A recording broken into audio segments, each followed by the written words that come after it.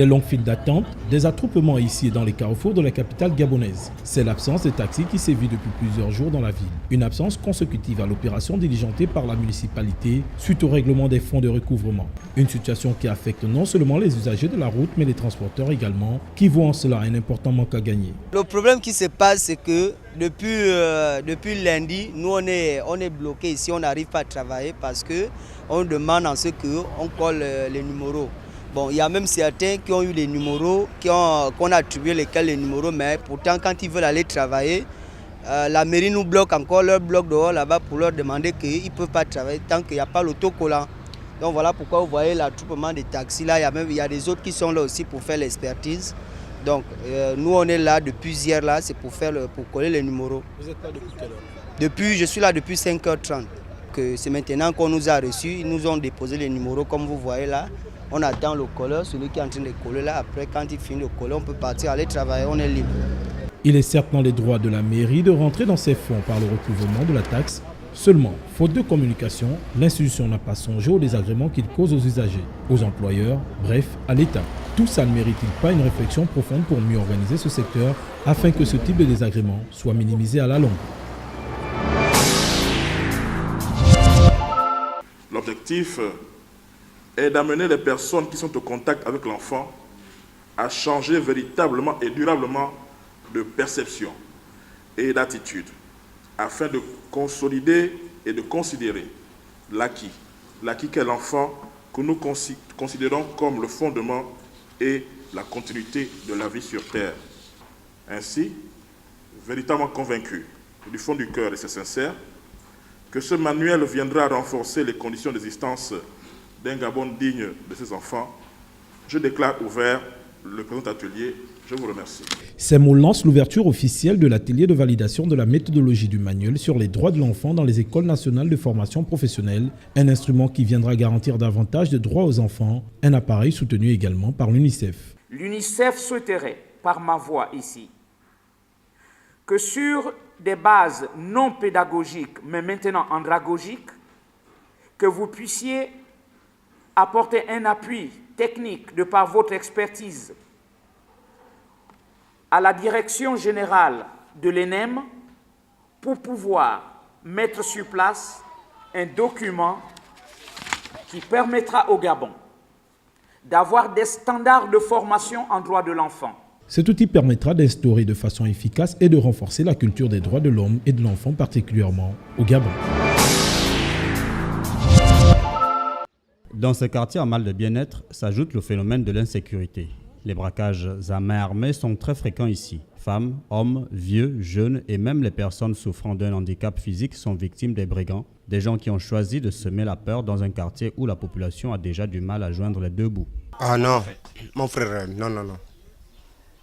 Moi, je prends seulement au carrefour. Le matin, je quitte à 5h du matin pour que je reprends le bus. Pour que le bus me prenne à 6h30. Il faut que je quitte là à 5h. Avec les bandits, je dis là, si vous me tuez, vous me tuez. Je suis déjà habitué. Je vais faire comment si je ne pars pas au travail. Selon les habitants, les forces de sécurité ne mettent jamais les pieds ici. Le quartier semble être oublié et chacun se débrouille comme il peut, mais les plus faibles subissent les humeurs des braqueurs. Il y a tellement d'insécurité dans Malène. Moi-même, j'ai été victime, ça fait 1 mois et demi. On m'a tout arraché. Je n'ai pas de carte d'identité. Je n'ai plus l'acte de naissance original de mes enfants. Les actes de naissance plutôt, ils sont partis. Je montais déjà juste avant d'arriver à la barrière de l'hôpital de Malène. J'ai entendu madame, c'était une bouteille avec, comment on appelle ça, l'arrache-clou. Qu'ils m'ont menacé avec une zone. On ne peut que dire qu'on demande l'appel aux autorités compétentes. Parce que nous aussi, nous sommes les Gabonais comme tout autre. Mais ça, quand il y en aura les meetings ou bien les votes là, les élections, ils vont courir derrière nous pour voter. Et pourtant, c'est nous qui les votons. Pourquoi ils nous oublient? Après avoir voté, pourquoi ils partent de rester dans leur villa, dans leur building, bunker, comment, je ne sais pas comment appeler. Mais ils nous oublient. Donc on demande toujours l'appel aux autorités compétentes pour regarder derrière l'hôpital de Malène.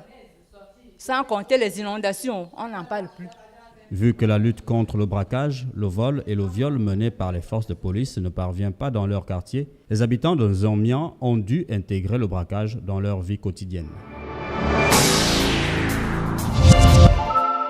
C'est un exposé du ministre de l'Économie, de la Promotion des Investissements et de la Prospective qui a ouvert les travaux des assises de la conférence des activités du groupe Oxford Business, au terme de 5 années d'accompagnement de l'évolution économique nationale.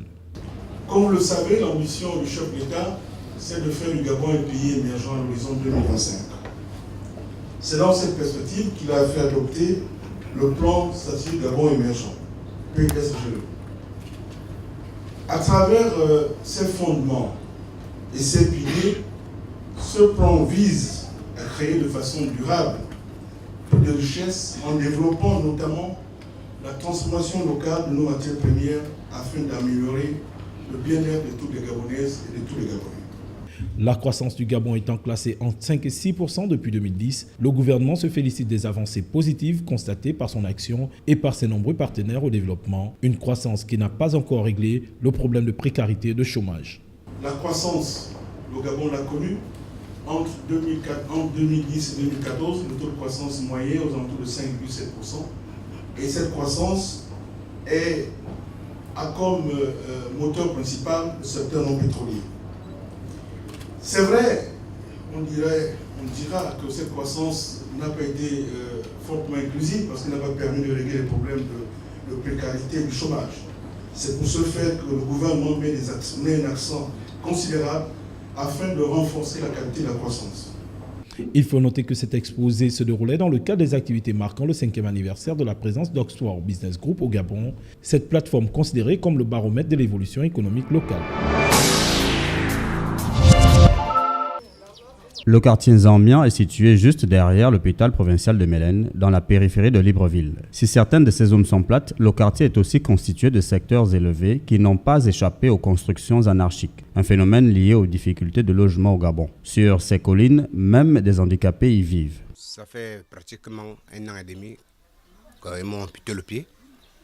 Depuis là, je suis en train de souffrir. Vous voyez comment vous transpirez. Vous voyez comment... Moi, je pars chaque matin, je viens qu'à 20h. Chaque matin, je viens qu'à 20h. On souffre, tout le monde qui est en haut là, pour construire ici là. On a fait ça. Donc, qu'est-ce que on peut vous dire? Les gens souffrent ici. Même pour avoir de l'eau, on a des problèmes.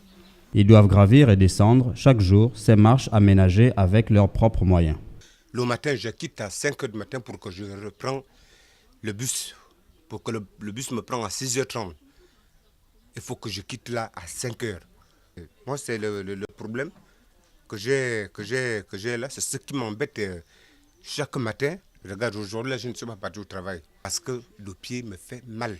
De lundi, de lundi à samedi, je travaille. Pour descendre en bas, là, je fais comme ça. J'ai déjà déposé la demande à la Gnam GS. Mon frère, depuis là. En cette période de saison sèche, la crainte d'un éboulement est quelque peu réduite. Mais dès les prochaines pluies, ces familles qui vivent en hauteur seront une fois encore exposées au danger. Au début de la saison des pluies qui vient de s'achever, des éboulements avaient endeuillé des familles à Libreville.